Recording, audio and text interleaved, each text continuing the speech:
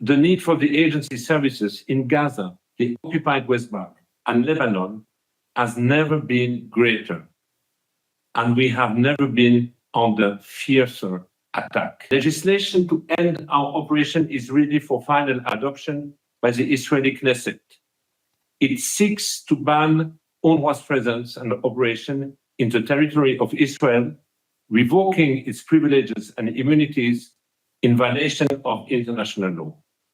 If the bills are adopted, the consequences will be severe. Operationally, the entire humanitarian response in Gaza, which rests on UNRWA infrastructure, may disintegrate.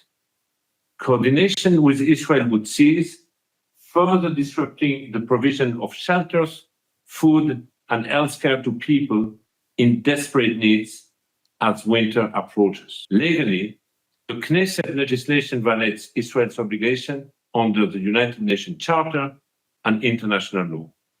It defies the will of the international community expressed through General Assembly Resolution 302 on UNRWA and deepens violation recognized by the International Court of Justice.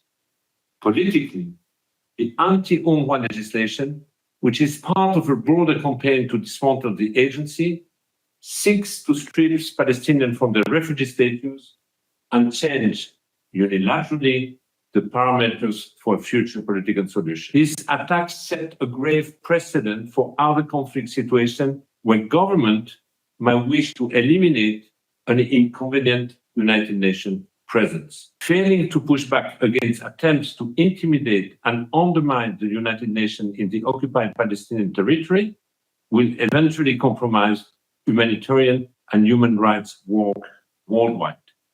This Council must decide to which extent it will tolerate acts that strike at the heart of multilateralism and compromise international peace and security. We can uphold the UN Charter and enforce international law, including the Geneva Conventions and the decision of international courts, without exception, or we can concede that the post-World II rules-based international order is at an end.